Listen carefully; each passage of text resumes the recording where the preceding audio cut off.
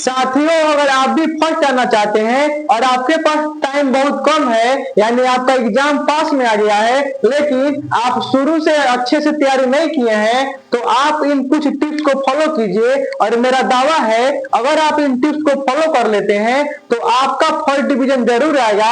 ये मेरा 99% दावा है। लेकिन आपको फर्स्ट आने से पहले मैं जो टिप्स बताऊंगा उसको आपको याद रखना होगा और उस टिप्स को आपको फॉलो करना होगा। तो चलिए, सबसे पहले का जो टिप्स होता है दोस्तों, आपको ऑब्जेक्टिव याद करने के लिए सबसे पहले क्वेश्चन बैंक लेना है। ऑब्जेक्टिव जैसे मैं आपको बताऊंगा वैसे आप लोग फॉलो कीजिएगा। और आपका मतलब फर्स्ट डिवीजन नहीं आया तो आप हमसे आगे पूछिएगा कि सर आप झूठ बोले थे। अगर मैं जो टिप्स बताऊंगा उसको आप लोग फॉलो कर लेते हैं तो आपका फर्स्ट जरूर आएगा। 99% दावा है मेरा। देखिए, आपको ऑब्जेक्टिव की तैयारी करनी है। सबसे पहले आपको क्वेश्चन बैंक ले लेना है और सब्जेक्टिव के लिए भी, ये ऑब्जेक्टिव हो गया और सब्जेक्टिव, इसके लिए भी आपको एक क्वेश्चन बैंक ले लेना है। क्वेश्चन बैंक ले लेना है। देखिए, ऑब्जेक्टिव और सब्जेक्टिव के लिए आपको एक क्वेश्चन बैंक ले लेना है और क्वेश्चन बैंक में जितना ऑब्जेक्टिव दिया है उस सबको याद कर लेना है।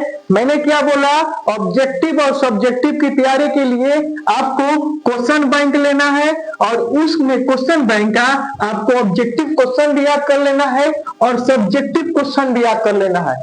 दोनों अगर आप याद कर लेते हैं, छोड़ना एक भी नहीं है। अगर आप इसमें से एक भी क्वेश्चन छोड़ दिए तो हम ये नहीं मतलब बता सकते हैं कि आप फर्स्ट आइएगा कि नहीं आइएगा। और क्वेश्चन बैंक का अगर आप पूरा ऑब्जेक्टिव और सब्जेक्टिव याद कर लेते हैं तो क्वेश्चन बैंक में वो सबसे मतलब पिछले साल कौन क्वेश्चन पूछा था, उसके पिछले साल कौन क्वेश्चन पूछा था, यही उसमें दिया रहता है। और 99% दावा रहता है कि 100 में से 50 क्वेश्चन या 30 क्वेश्चन उसी में से आता है। तो सबसे इंपोर्टेंट है, अगर आप कुछ भी तैयारी नहीं किए हैं तो आप जाइए क्वेश्चन बैंक कीजिए और इसका क्या कीजिए, तैयारी कीजिए। दूसरा ऑप्शन जो है अपना हैंड राइटिंग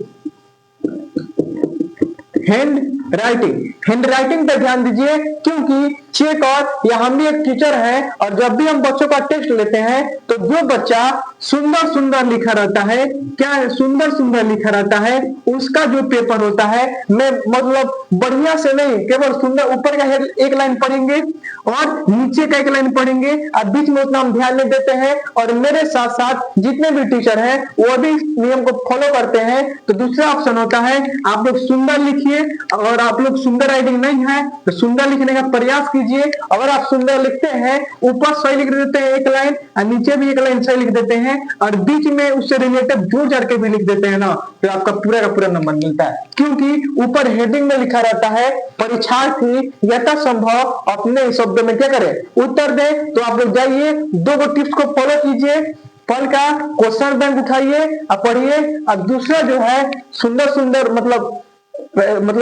सुंदर लिखिए। अगर आपके पास थोड़ा सा और टाइम है तो आप क्या कीजिए, सर आपके जितना क्वेश्चन बताए हैं वीवीआई टिक लगवाए हैं तो इसको देख लेना, उसको भी पढ़ लीजिए। ऑब्जेक्टिव, सब्जेक्टिव और ये हैंड राइटिंग अगर आपका सही है तो आपका पूरा का पूरा नंबर मिलेगा। अगर आप कुछ नहीं पढ़े हैं तो जाइए क्वेश्चन बैंक का ऑब्जेक्टिव पढ़िए और सब्जेक्टिव पढ़िए। उसके बाद हैंड राइटिंग पे ध्यान दीजिए, सुंदर लिखिए और प्रैक्टिकल में तो आपका नंबर मिलवे करेगा। तो ये जो है एक दो टिप्स है, आप इसको फॉलो करते हैं तो आपका फर्स्ट डिवीजन जरूर आएगा। और थोड़ा सा और मेहनत कर दीजिएगा तो क्या ही पूछना है। तो जाइए क्वेश्चन बैंक उठाइए और पढ़ना स्टार्ट कीजिए।